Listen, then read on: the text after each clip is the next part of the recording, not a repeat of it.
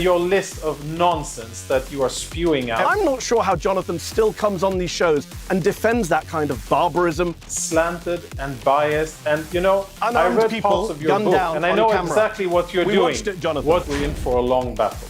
I think that we're in for more fighting. The next step is indeed Iran. No one trusts anything Jonathan's saying. Actually, many people do trust what I and my peers say. What is it that you stand for? What do you represent? What Human are rights, the values that dignity, you stand equality. for? It's such Shameful, It's such Jonathan. a nonsense talking You should be point. ashamed of yourself. The US has ordered Israel to urgently boost aid to Gaza or face having some military assistance cut off. It comes after reports that Benjamin Netanyahu was considering a surrender or starve plan to choke off aid to the north, leaving hundreds of thousands without food or water to flush out Hamas terrorists. Israeli officials have told their US counterparts they won't enact that plan. But frankly, that's what they tend to say about most of their escalations just before they happen. In the past few days, 4 Israeli soldiers were killed, 58 more badly injured in a Hezbollah drone attack. The UN, meanwhile, has condemned a large number of civilian deaths caused by Israeli strikes, including one that hit a Gazan school. With the conflict now at its most dangerous juncture, I'm joined by 2 of the most accomplished advocates for their relative positions. Jonathan Conricus is a retired lieutenant colonel and international spokesman for the Israeli Defense Forces. And Mehdi Hasan is editor and CEO of Zateo News. Well, welcome to both of you. It should be a fascinating debate. I hope, unlike some of my debates on this, it doesn't descend into talking over each other and ad hominem too much, because I think you're both better than that.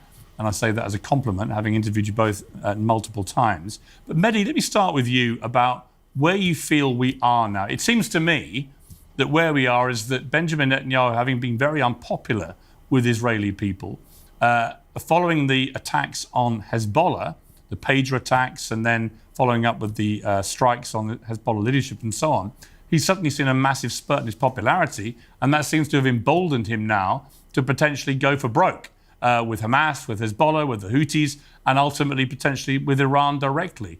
Is that your reading of this, and how dangerous is that as a moment for the world? Thanks, Piers. We're in a very dangerous moment for the world. Anyone who thinks otherwise is crazy. I've spoken to Middle East experts who say they've covered the region for decades and they've never seen it boiling like it is now. We could be on the verge of a much wider regional war than Israel has already created. And yes, Benjamin Netanyahu, anyone who follows Netanyahu's career, I think is well aware of the fact that he is a self-serving cynic. He, like Donald Trump, cares about himself more than he cares about his party or his people or his country. And we all know that he's carried on this war, partly, not only, but partly, because he wants to stay out of prison himself. He wants to keep his far-right fascistic coalition together. And of course, escalating as we get closer to an American election helps him, because as even Joe Biden apparently has acknowledged in private, he's trying to get Donald Trump elected. So for Netanyahu, there's a wide variety of domestic political reasons that help him extend the war. As you say, people tend to rally around in times of war when Iranian rockets or Hezbollah rockets are dropping on Israelis. Israelis, of course, are going to rally around their government. That's only natural. That happens in every country in the world. So, of course, it helps Netanyahu. He's the ultimate cynic. Jonathan Conricus, I mean, a lot of people think that. And it's hard not to deduce that that is what's driving him, not least because at the end of all this, Benjamin Netanyahu will face a moment of reckoning with the Israeli people for what happened on October the 7th, which many still blame him for in terms of a massive security failure on his watch. But also he's facing corruption charges, which have all been delayed pending resolution of the military conflicts. There's not really much incentive for him to bring any of this to an end, is there? Yeah, never was a spokesperson for Netanyahu, and I certainly don't intend to be. And I think it's a bit flat to analyze everything happening in the Middle East only from Netanyahu's perspective and then dress everything up as if it is all related in some, mystical way, like the Elders of Zion type of thinking. I would offer, a different military way of looking at it. And when I see what Israel is doing, there's a lot of sense. For the first time in 11 months, or in a year after 11 months, Israel actually started gaining success against Hezbollah, and success leads to success. And when you succeed on the battlefield, you want to make sure that you exploit your enemy's weakness. That's what's happening now. I don't think that even Mehdi and other people can blame Israel for being attacked by Iran, or actually maybe Mehdi can, but I don't think that any reasonable person can say, well, Israel is at fault for Iran twice firing missiles on all over Israel. So what Israel is doing is defending itself against Iranian attacks, first and foremost Hamas, and Hamas is down but not out. And now dealing very lately, and after a long period of time of 70,000 Israelis being evacuated from their homes for 11 months, but dealing with Hezbollah as well. And I think that in the coming days, or maybe a little bit more than that, Israel will expand its defenses to the real destabilizing factor in the Middle East, which is Iran. And to put everything within the Netanyahu context, I think it's a bit, intellectually lazy and flat. There's so much more to it, and it really takes away agency and responsibility from all of the other actors that are attacking Israel. The Gaza and the Hezbollah and the Houthis and the Iranians and Iraqis and Syrians, all of these, they have no agency, they have no responsibility, they all are part of the Netanyahu show. I find that a bit hard to believe, and I think it's kind of a lazy argument to be making. All right, Mehdi, your response to that? Well, let's just deal with the agency issue first. A few things. One is, a lot of those groups you mentioned have all said that their fighting with Israel is tied to what's happening in Gaza. Many of them have offered the Houthis, Iran, and I said this to you, Piers, last time I came on the show, and you said, how can we trust them? I said, don't trust them, but call their bluff. They've all said, you end the genocide in Gaza, you end the violence in Gaza, you get a ceasefire, and we will stop fighting with Israel. Which genocide? The one that Hamas started on the 7th? The genocide that Hamas started on the 7th? The genocide that your country is being investigated. Can I finish a sentence? The genocide that your country is being investigated for the International Court of Justice right now. Jonathan, let Mehdi finish his point. Jonathan, I'll let you respond after Mehdi finishes his point. Yeah. Mehdi. I barely started, but he doesn't want people to hear what's going on.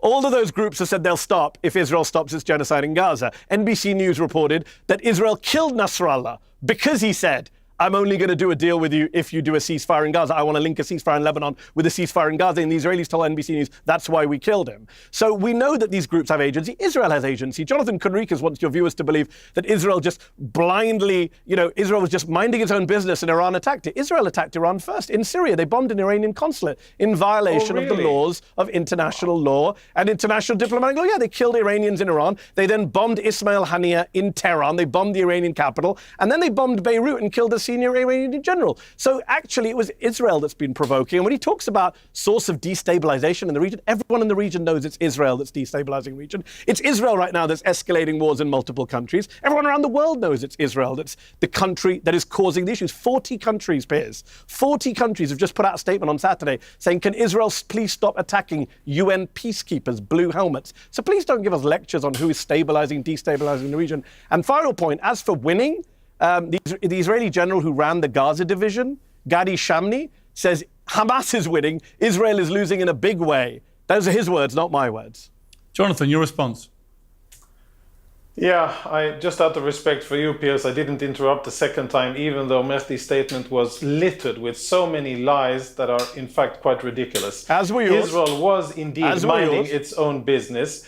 Israel was indeed minding its own business on the 6th of October when Hamas, with a genocidal intent, invaded into Israel and butchered Israeli civilians. Israel was also minding its own business along the Lebanese border when on the 8th of October, Hezbollah started firing at Israeli civilians and military and eventually forced about 70,000 Israelis to flee their homes after many of them were killed. Israel was also minding its own business for many years. You've displaced and has, a million well Lebanese aware, people. No, Mehdi. No, Mehdi. Let's agree not to interrupt. I refrained from interrupting you.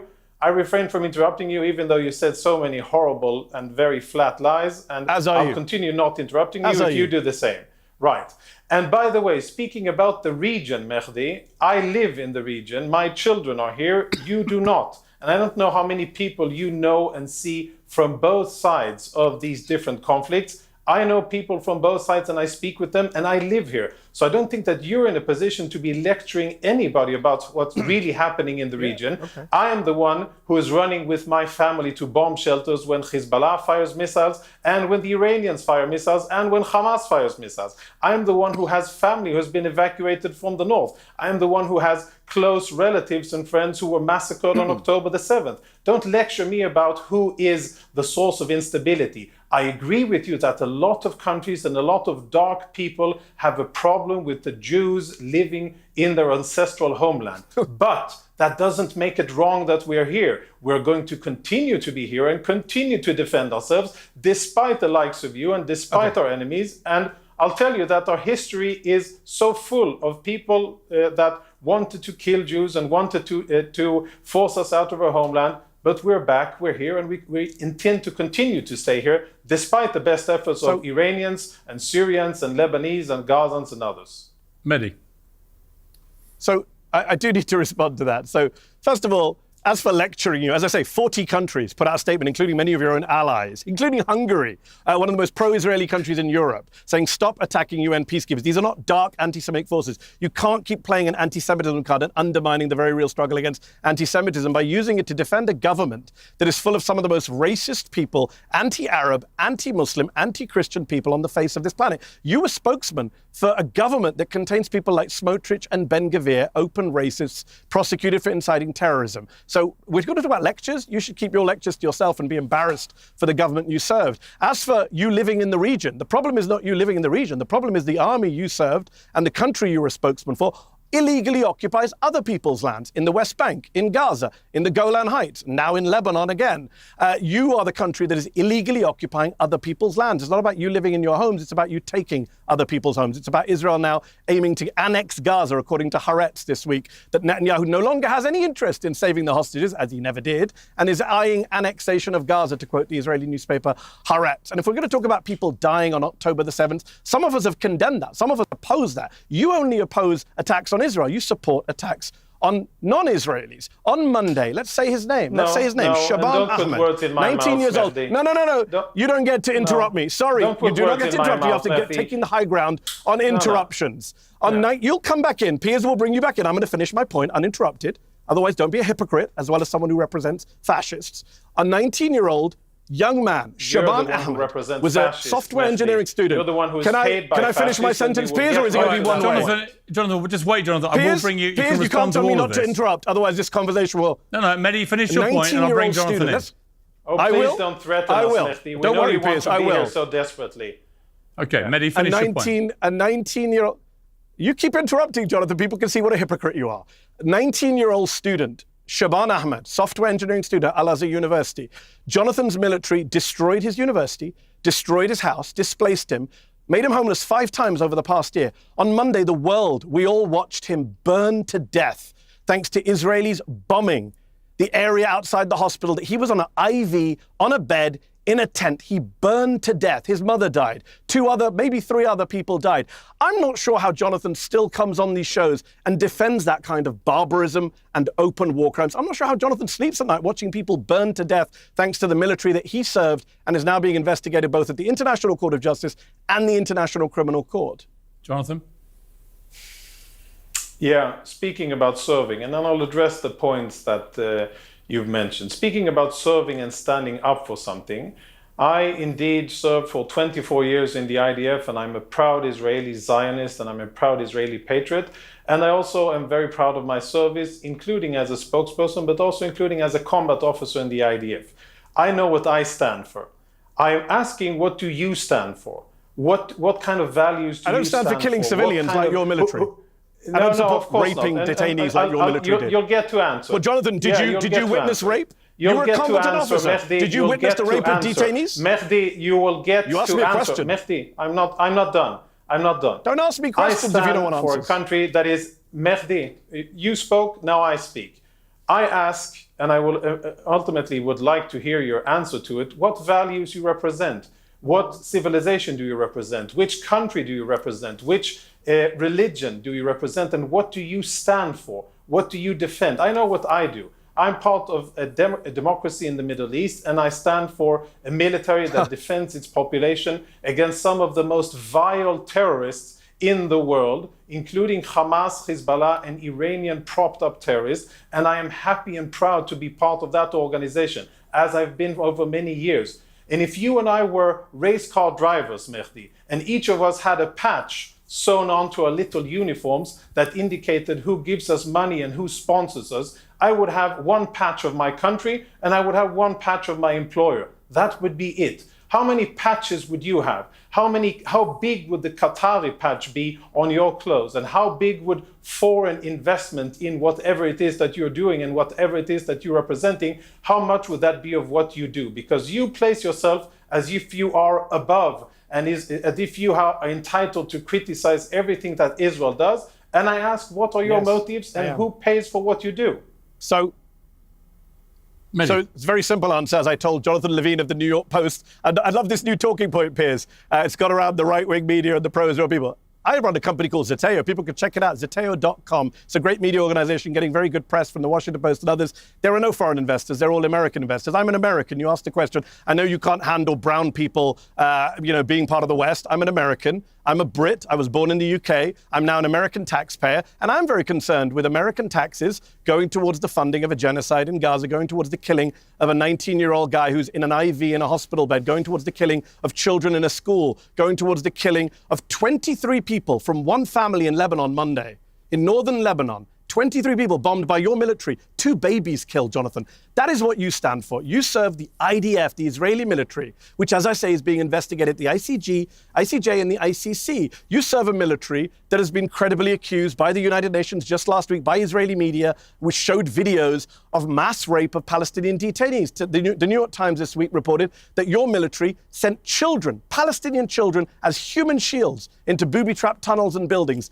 Is that what you did, Jonathan? Can you tell us today, did you ever send a Palestinian child as a human shield into a tunnel? Because the New York Times is saying your military did that. The World Food Programme is saying your military is starving the people of northern Gaza. Did you starve people when you were in the military, Jonathan? What do you stand for? Starvation? Mass rape? Ethnic cleansing? Genocide? Every human rights group in the world says your military is an abuser of human rights. I don't know how many human rights you yourself have personally abused. I don't know if you turned a blind eye to rape on your custody. I don't know if you killed children at at point-blank range like Israeli snipers did to people carrying white flags. You can tell us today how many people you've killed or how many people you've tortured. I'll be here all day. Listen, Mehdi, sometimes enough is enough, and we saw your with our own level eyes. of vitriol we saw a woman is with a white flag.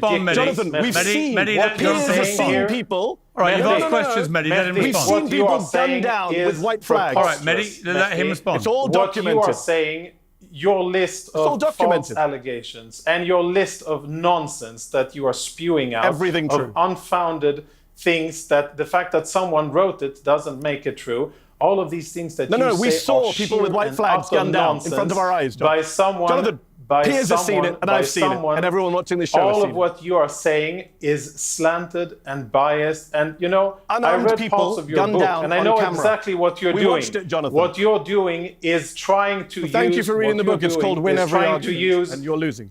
Well, let other peoples be the judge of that. Piers can tell us. Piers can tell us. But what I can Piers, say, have you watched unarmed people gunned down by the IDF, Piers? Why don't you jump in as a moderator and clarify who's telling the truth? Mehdi, I can say categorically, Mehdi, that under the circumstances that Israel finds itself under, I cannot think of any military that would behave in a more humane way. And I say that in 100% sincerity, without blinking. The International Criminal Court Chief Prosecutor disagrees with you, and Jonathan. I will continue to say it, Mehdi, and I will continue to say it despite for Hamas and Hezbollah and Iranian apologists like yourself. And I will continue to say it and know that I stand on firm ground. Is Israel perfect? Piers, do we never make mistakes? How am I Definitely not. Israel. Well, you just said that Israel was the one that attacked Iran when Iran was minding his own business, which is absolutely ludicrous. Facts don't care about your feelings, Jonathan. April 2024, you are Israel the one did who's bomb trying to an play Iranian on consulate feelings. in Syria. Mehdi, you are the one who's only trying to play on feelings and on sad stories. If you don't respond to any facts, that's up to Piers and his show. Horrible. Here's what I think, guys. I think this was working very powerfully when you give each other the chance to respond to each other. Okay, you both feel very strongly Okay, so about it. let's do that from now. You both have passionate views. let's I do that understand from that. now. You disagree with each other. I think for the audience at home watching, if you talk over each other, we lose it. Well, Jonathan can't stop being racist. Well, you said Jonathan, don't be ad hominem. Jonathan can't stop being Mehdi, racist. hang on, Mehdi. Can't stop being racist. Let Jonathan So, finish his... let Jonathan me finish, talk then. and then Mehdi Okay. respond. Well, Jonathan, finish your point. But I've acknowledged the So racism. I think that what you've said is a laundry list of some of the low-hanging fruit and the concoctions that have been made up against Israel. Some of it may have a kernel of truth, and there may have been 10 soldiers who did something, and there may have been other soldiers who did something else that was wrong and that they shouldn't do. Is it common practice? No. Is it something that is sanctioned by the IDF? No. You tell us the sad story of the Palestinian who was unfortunately killed in the Israeli strike, or as a by-result of an Israeli strike in Deir el-Balach yesterday. He was killed not because he was a target. He was killed because Hamas ammunitions that were stored by Hamas in close proximity to that location exploded. The IDF fired 2 small bombs at that location, and they wouldn't have exploded and caused that kind of fire had it not been for Hamas weapons there. If you care about Palestinian civilians, and as a human being, I was sad to see. I saw his video before. He looked like a very nice and decent human being, and it's sad that he and his family were killed. I saw the movie of burning people. It hurt me as a human being as well, and I wouldn't want to see it again, and I wouldn't want that to be reality in Gaza. But the reason that happened isn't because the IDF is fighting there. It's because Hamas is storing weapons there, and they're abusing humanitarian facilities, and they're using schools and mosques and whatever is left of hospitals in order to fight from. And then the IDF targets where the Hamas is fighting from. And unfortunately, people have gotten wounded. I regret that. I know for certain that wasn't the intention of the IDF. It's a very sad and regrettable side effect of that happened. And I'm sure that the IDF will be extra careful in the next time that they attack. But it doesn't make it deliberate. But I think it's hypocritical of you, and I will finish. I think it's hypocritical of you, Mehdi, that you don't speak about the fact that why are they there in the beginning? Why are there ammunition stored in a hospital? Why is Hamas using hospitals to fight? Isn't that something that should be criticized even by a highfalutin person like you? Okay, Mehdi, your response. So first of all, that's false. Even the Israeli military hasn't claimed it was ammunition. There's a debate about what the secondary explosions caused. It could have been the gas cylinders that people were using. But the issue is you're bombing areas of tents and hospitals. You've bombed refugee camps, as Piers pointed out. You've bombed schools. As I've pointed out, and you've dodged, you bombed a Lebanese Christian town and killed 23 people from one family, including 2 babies. You've bombed UN peacekeeping soldiers from Ireland and Italy who are not Hamas or Hezbollah either. Israel is bombing people deliberately. We don't need your word for that. We've seen hundreds of TikToks, including my company, Zateo, that you happily mentioned earlier, put out an entire documentary interviewing Israeli soldiers and showing the TikToks of them bragging about their violence inside of Gaza and now Lebanon. You talk about low-hanging fruit. Let's just be clear here on the facts, since people are not going to get the facts because as you've read my book, you know there's a tactic called gish galloping, which is what you just did, which is to talk over all the facts without engaging with them. Here are the facts that people can go look up for themselves. Human Rights Watch, Amnesty International, the UN Human Rights Office, UNICEF, UNHCR, Save the Children, World Food Programme, WHO, Doctors Without Borders. I can keep going. Refugees International, International Rescue, They All, Care International, Christian Aid, Physicians for Human Rights. They all say the Israeli military is to blame for the casualties, for the killing of innocent people, for not giving warnings, for bombing civilian targets, and for starving the people of northern Gaza. Right now, Save the Children say that northern Gaza looks like the depths of hell. The World Food Programme says no food has been allowed in by your government and your military since the start of October. And by the way, one last point. You mentioned, maybe 10 soldiers did this, 10 soldiers did that. Actually, according to the UN, this stuff is systematic. And I would ask you asked me who my investors are. I'll ask you. You were in the Israeli military. You proudly said you were combatant. Someone ask you, were you involved in the things the Israeli military is being accused of by the International Criminal Court Chief Prosecutor, by human rights groups, intentional killing of civilians, starving of civilians, the use of rape and sexual violence against detainees, using Palestinian children as human shields, as the New York Times reported this week? Did you do any of that when you were in your service, Jonathan Conricus? None of that is correct. None of that is correct, and I will gladly address all correct. each and The every issue is, one did of you them. do it? Of course, you know very well that we don't have time to go into a serious discussion of each and every of those flat allegations that you're rattling off as if you say them fast, it makes it true. And as if you wave a few names of questionable organizations, it makes it true. Very slow. No. You don't. No. Mehdi, I didn't interrupt. Let's keep it that way. I really refrain from interrupting. Let's keep it that way. It makes for better discussion. Even though I think you've said many things that are horrible, and you rattled off lots of names of organizations that, frankly, most people around the world, many people around the world, have lost their faith in, think are uncredible. You mentioned organizations that have been shown that they are full of BDS supporters and Israel haters that have two jobs in BDS organizations and in these so-called humanitarian organizations. But you know what? Let's not go the easy way. Let's say I take you up on each and every one of those points, and I will say very clearly, whenever the IDF finds out wrongdoing, it takes measures against the people who have done wrong. And it's a very challenging thing to do when a country is fighting for its very existence on at least 7 fronts, when its soldiers are being forced to fight for more than a year in order to defend their homes and their families, and then to simultaneously have these soldiers called in for disciplinary procedures and to be investigated while we are fighting. That isn't an easy thing to do, but yet the IDF does it. Not because the likes of you or others matter, but because this is who we are as a people who want to be able to look ourselves in the mirror and continue fighting the day after this end. And right, we Jonathan, will end Jonathan, this war. This war will eventually end. Jonathan, let me ask you a question. Yeah, yes, I want to try and just move to a different sort of theme with this. How does all this end? I mean, what is Israel's plan for the end game here? Because to many people, it looks like you're just going to war with everyone now in the region. It could escalate massively. And if you replicate what you've done in Gaza with what you now do in, say, the Lebanon, where does that leave everybody? I mean, most of Gaza has been leveled. Tens of thousands of innocent people killed in the process of going after Hamas.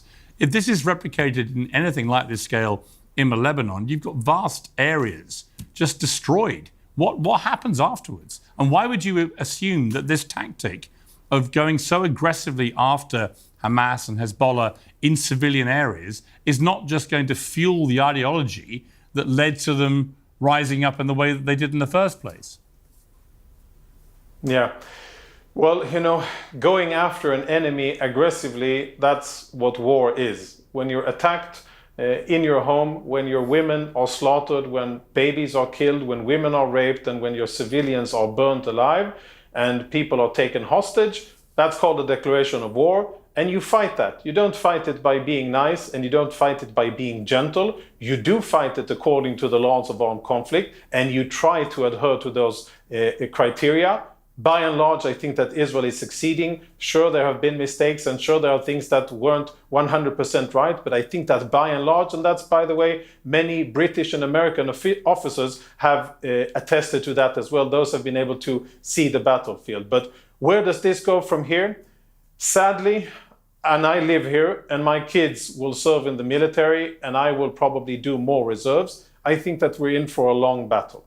I think that we're in for more fighting. So I look around and I listen. I try to listen, and I speak Arabic, and I try to listen to the sounds and people that are willing to say and acknowledge that the Jews have a right to live and exist here. I try to hear those voices amongst Palestinians, Arabs, Syrians, Lebanese, and others in the region. And sadly, I don't hear them enough. And I regret to say this, but I think that what is in store sadly for Israel, and I would want for that to be totally different. I would want for us to focus on economy and research and culture, and to do many beautiful things that we do in Israel, and we do them very well, much to the displeasure of our enemies, but nevertheless we do them. And I would want for us to focus on that. But sadly, we're being forced to defend ourselves, and we weren't doing anything that is similar to what's going on now on the 6th of October. Okay. And just to end, I will say that, just one sentence, Piers, the next step is indeed Iran. And I think that we will have a conversation in a few months from now, maybe 4 or 5 months, where you can ask this question again, after Israel will directly engage the Islamic Republic of Iran and start to shift the tide in the region. we won't have Iran funding and amassing these terrorist organizations against us. That will be the beginning of a much quieter and more peaceful Middle East. Okay, Mehdi, your response. Yeah, I've got a lot to respond because a lot was said. Yeah. Let me just deal with the first point, this nonsense about October the 6th. It was all peaceful. Gazans were being killed on October 6th, 5th, 4th, 3rd. West Bankers were being killed on October 6th, 5th, 4th, 3rd. It's a complete lie that there was some kind of peace or quiet in the neighborhood. Maybe in Israel there was, but people were still bearing the brunt of occupation violence in both the West Bank and Gaza. It's a total and utter lie to suggest otherwise. It's also interesting that Jonathan responded to your question, Piers, by talking about how, and I think I'm quoting him correctly, that when you come into our homes and you kill our civilians and you rape our women and you set us on fire, that is a declaration of war. Which is ironic because he's just described everything that Israel has done in Gaza and the West Bank, both in recent weeks and months and over the years of occupation. So how come it's not a declaration of war for Palestinians when Israel does it to the Palestinians? It's only one-way traffic. Only one side has a right to defend itself, right? Not the other side. Number two, I would just say, he talked again about kind of, oh, there were too many names and I speak too fast. Let me just be clear. I can speak very, very slowly. One issue, rape.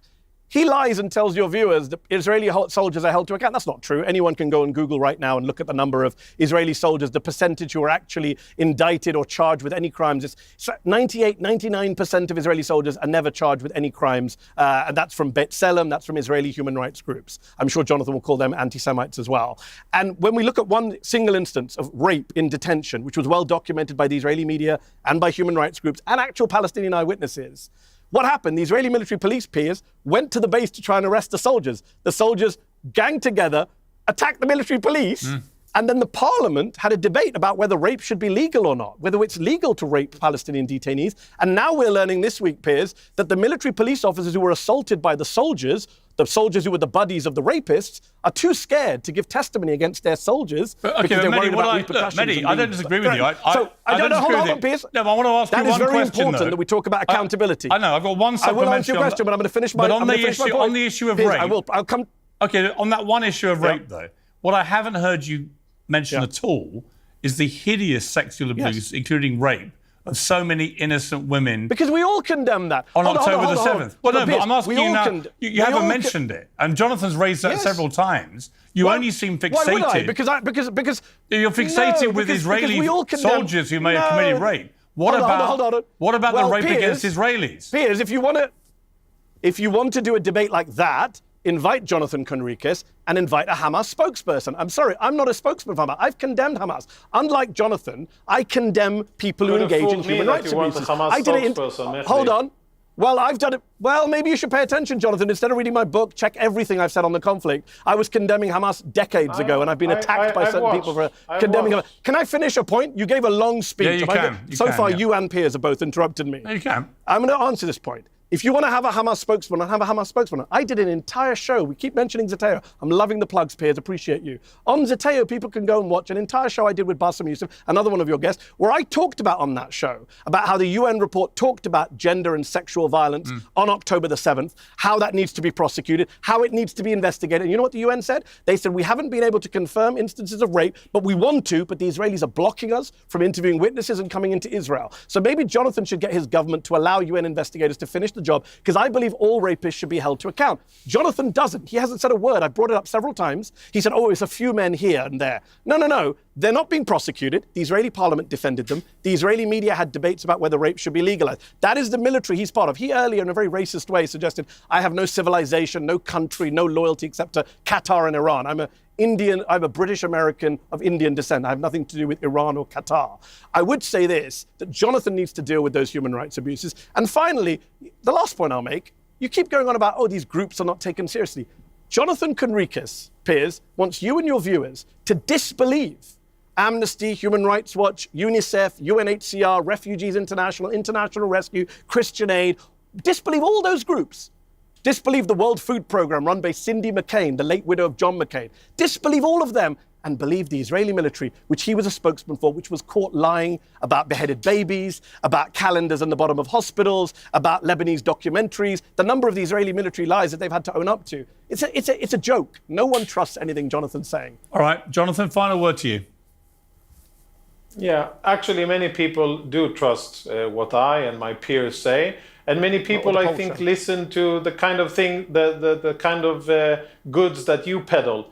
Mehdi. And the goods that you peddle are Israel hatred. Sometimes it's more sophisticated and more well-founded. Sometimes it's very easy to dismantle. And it's very clear where you stand. I asked you before, and you conveniently didn't answer. What is it that you stand for? What do you represent? What are the values that you stand for? Equality, right? Not rape and war crimes. If it's human rights and dignity and equality, then I suggest that you stand equally and speak about how they're violated by the oppressive Iranian regime against the Iranian people. Speak about what the Syrian dictator does against his people. I've criticized Speak Qatar. about how Hamas That's brutalizes 2 million Gazans and how Hezbollah deals with dissenters in Lebanon. You won't the criticize problem Israel. with what you're saying, The only person here, Jonathan, who won't criticize their side is you. The problem with what you're doing, Mehdi, is that it's very easy to listen to you less. Even though you speak eloquently and you have good sources, it's easy to listen to you less and believe to you less because it's very clear what you're motivated by. You are not something that is motivated by a true care for human beings. You care about human beings if That's the why I ones who support cause Israeli them innocent lives as injustice well. or something else Which your are government is Israelis. If it's Palestinians killed by Palestinians, Actually, Jonathan, then that's a non-story. If I had my way, Hamas Israelis wouldn't be dying right now. Palestinians, you don't Israelis care. are dying right now because of your government. If it's suffering anywhere Israelis else, died. and if it cannot Israelis be are dying pinned on because of your Israel, government. even I don't by want your Israelis to warped die. logic, I don't want then you anyone don't to care die. about it. You do. only care about it if it's related to That's a Israel lie. and if it can serve That's a lie. anti-Israeli propaganda. And that undermines your credibility. You speak about my credibility. I'm Saudi very Arabia. easy and open, and it's You're very just lying, clear. Jonathan. I You've got stand nothing for my left. country, and I'm happy to defend it. But Can you what you criticize stand Israel? for is just attacking Israel.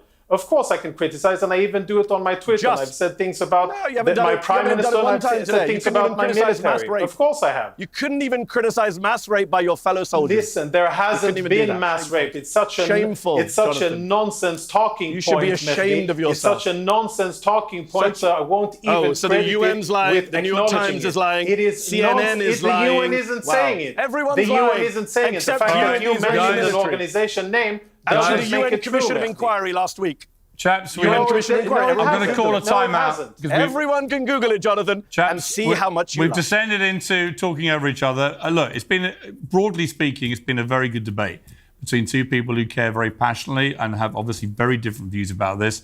I learned a lot listening to both of you.